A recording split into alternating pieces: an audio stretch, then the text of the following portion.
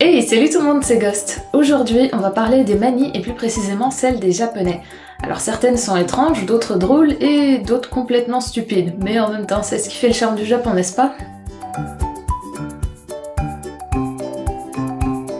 La première manie des Japonais, je l'ai pas seulement remarquée en fait, je l'ai carrément vécue. Oui, et avant même d'arriver au Japon, puisque j'étais encore dans l'avion qui m'y emmenait. D'ailleurs, si j'ai un conseil à vous donner si vous voyagez seul, ne choisissez jamais une place entre deux personnes dans un avion qui va au Japon. C'est prendre le risque de s'asseoir entre deux Japonais. Et c'est quoi le problème?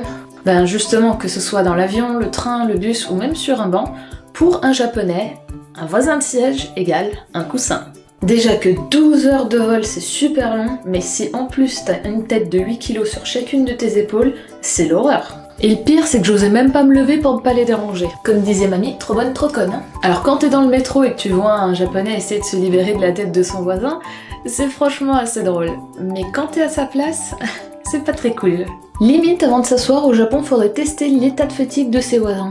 Mais finalement, ce que je trouve assez drôle avec cette manie, c'est que les japonais sont tellement timides et peu tactiles que même pour un couple, se tenir la main dans la rue, ben c'est très difficile. Mais par contre, dormir sur un inconnu, ça ne les dérange pas. Est-ce qu'on en parle des modes de comportement? C'en était une au moins. En fait, j'ai remarqué qu'une de mes profs et d'autres jeunes japonais réagissaient parfois très bizarrement à l'inattendu. Je m'explique. En fait, si ma prof posait une question par exemple et qu'un élève répondait quelque chose de complètement absurde ou d'inattendu, eh bien, elle réagissait physiquement, en simulant une chute. Oui, comme si elle avait loupé une marche en descendant des escaliers. Trop bizarre. La première fois que j'ai vu ça, je me suis demandé ce qui se passait. Limite, j'ai cru qu'elle avait un tendon qui avait lâché. Bon, finalement, c'était assez drôle à voir à chaque fois, mais j'avoue que j'ai toujours pas compris pourquoi elle faisait ça en fait. Quelle conne, j'aurais vraiment dû poser la question. Bon, je vais le dire franchement, les Japonais ont la sale manie de mettre des glaçons dans l'eau, peu importe les saisons. Alors quand c'est l'été, ça va, mais quand il fait à peine 5 degrés dehors comme dedans, c'est pas franchement agréable. Du coup, j'avais demandé à ma famille d'accueil pourquoi est-ce qu'ils faisaient ça, que ce soit à la maison ou au restaurant. Et ils m'ont répondu que c'est tout simplement parce que les Japonais ont l'impression que l'eau est plus pure s'il y a des glaçons dedans. Moi, en tant que bonne française, je n'ai pas pu m'empêcher de leur dire que c'était complètement stupide. Et ils m'ont répondu mot pour mot, « Oui, on sait, mais on le fait quand même. » Ok, d'accord. Sauf que cette manie, elle touche malheureusement pas que l'eau en fait.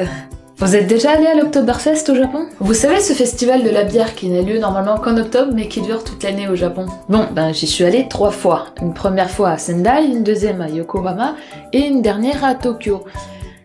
Et je me suis rendu compte que certains Japonais mettaient des glaçons Wait for it. dans leur bière. Oui, je sais, c'est dur à entendre.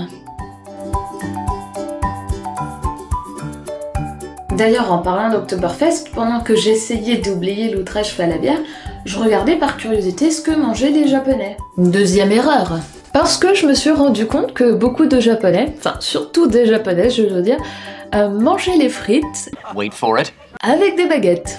Oui, ils mangent des frites avec des baguettes. Pourtant, quand ils sont au McDo, ils les mangent bien avec les mains. Je comprends pas pourquoi ils se compliquent la vie comme ça. On est au festival de la bière, pas au festival des manières.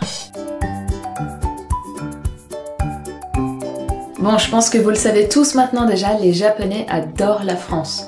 Ou plutôt les clichés chics parisiens, et du coup ils sont toujours super nombreux chaque année à venir visiter notre belle capitale. Mais j'ai souvent entendu que ce sont les Japonais qui sont le plus souvent victimes des pickpockets à Paris. Ah quand je suis arrivée au Japon, j'ai direct compris pourquoi. En fait, les Japonaises, et même les Japonais d'ailleurs, ont la mauvaise habitude de laisser leur sac à main ouvert. Enfin, je veux dire, parfois même bien grand ouvert, même quand ils marchent dans la rue. Et comme les Japonais payent toujours par cash, ils sont habitués à toujours avoir beaucoup de liquidités sur eux. Du coup, quand ils arrivent à Paris, forcément, c'est les premiers à se faire voler. D'ailleurs, s'il y a bien une habitude dont je n'ai jamais vraiment compris le principe, c'est bien celle des caissiers. Déjà, il faut savoir qu'au Japon, il y a zéro tolérance pour les erreurs. Du coup, tu ne trouveras jamais un article dont le prix n'est pas celui indiqué en rayon. En plus, les caisses rendent généralement la monnaie automatiquement, donc il n'y a pas non plus le risque que le change qui soit rendu soit pas bon. Et ça, c'est plutôt cool. Pourtant, quand tu passes en caisse, le caissier dit à haute voix le prix de chacun de tes articles. Perso, je ne me souviens jamais du prix des articles que j'achète. Du coup, j'ai jamais vraiment trop compris l'intérêt de faire ça en fait. Surtout que le prix s'affiche sur le petit écran de la caisse. Mystère et boule de gomme. A contrario, s'il y a une manie que je trouve assez rigolote chez les japonais, c'est qu'ils plient la dernière feuille de PQ. Comme ceci. Bon, j'avoue, la première fois, j'ai pas trop compris le principe, mais apparemment, ça fait classe. Enfin, c'est du PQ, quoi. Tant qu'à faire, autant faire un truc vraiment classe, comme, je ne sais pas moi, un lapin? Ou pas. Du coup, si vous allez chez quelqu'un, dans un restaurant, un ryokan, ou même certains toilettes publiques, il est possible que la dernière feuille de PQ soit pliée. Mais bon, je vous rassure, hein, vous n'avez pas besoin d'en faire autant après vous être essuyé comme il faut. D'ailleurs, en parlant de toilettes, il y a une tradition plus qu'une manie qui me dégoûtait vraiment quand j'étais au Japon. Celle des slippers. Alors je parle pas des chaussons qu'on doit mettre quand on arrive chez quelqu'un, dans un ryokan ou même dans certains restaurants. Hein. Non, je parle de ceux qu'on doit mettre pour aller aux toilettes. Si vous n'êtes jamais allé au Japon, vous ne voyez peut-être pas de quoi je parle, mais en gros, si vous voulez aller dans les toilettes d'un établissement, eh bien vous devez changer vos chaussons pour porter ceux réservés aux toilettes. C'est-à-dire mettre des chaussons que 15 000 autres personnes ont portés avant vous pour aller faire leur commission. Déjà que je déteste porter des chaussures portées par d'autres personnes avant, mais quand tu sais que c'est pour aller aux toilettes... Parce que les toilettes high-tech, c'est pas du tout la normalité au Japon. Non. Ce sont les toilettes traditionnelles japonais. Le trou à la turkong. Enfin, à la japonaise plutôt. Du coup, à chaque fois que j'étais dans un ryokan et que je voulais aller aux toilettes, je perdais 2 heures à essayer de me convaincre de porter ces chaussons en plastique dégueulasses parce que je ne pouvais pas m'empêcher d'imaginer qu'il puisse y avoir eu dessus une goutte de pipi ou pire encore, une goutte d'eau qui aurait giclé de la cuvette suite à un objet non identifié tombé un peu trop vite. Oui, c'est dégueulasse. Bon, je vous rassure, je n'en ai jamais vu, mais ça me faisait quand même bien psychoter. Ah, la politesse. C'est bien, mais des fois ça peut devenir dangereux. Ah si, je vous assure. Combien de fois dans le métro de Tokyo, il y a un japonais qui m'est rentré dedans tête baissée? Parce qu'en fait, quand tu dis au revoir à un client ou à un supérieur, il est de coutume de s'incliner jusqu'à ce que ce dernier soit hors de vue. Ça peut durer longtemps. 20 minutes later. Très longtemps.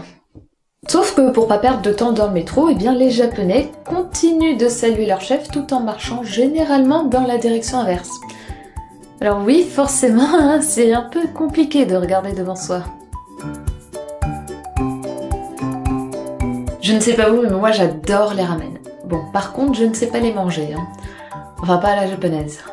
En fait, comme les clients japonais arrivent et partent sans avoir dit un mot, eh bien leur seule façon de s'exprimer c'est de faire du bruit en mangeant. C'est-à-dire que plus tu fais du bruit en aspirant tes nouilles et plus tu indiques au cuisinier que tu te régales. Bon, même si je trouve ça toujours aussi mal poli et dérangeant, même après avoir vécu 1 an au Japon, je m'y suis quand même essayé plusieurs fois. Comment te dire, je refais les murs du restaurant, oui. Sans déconner, je ne sais pas comment ils font pour manger aussi proprement tout en aspirant des nouilles trempées dans un bouillon. Ils sont trop forts. Ah non, mais pour moi, manger des ramen, c'est limite une excuse pour me racheter des vêtements. Hein. Sérieux, si tu veux m'inviter au resto, ne m'emmène pas dans un ramen. Parce que même si j'adore ça, je vais te foutre la honte de ta vie. Voilà, c'est tout pour cette vidéo. Si certains d'entre vous se demandent pourquoi je n'ai pas parlé de cette habitude qu'ont les Japonais à renifler plutôt que de se moucher, c'est parce que j'en ai déjà parlé dans ma vidéo sur les conseils pour bien préparer son voyage au Japon numéro 2.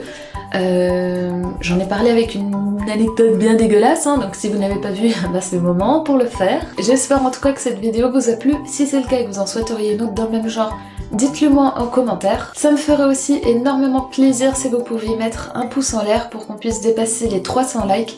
Et si ce n'est pas encore déjà fait, je vous invite à vous abonner et à cliquer sur la petite cloche pour être notifié des sorties des prochaines vidéos. Et d'ici là, eh bien, portez-vous bien. Tchuss!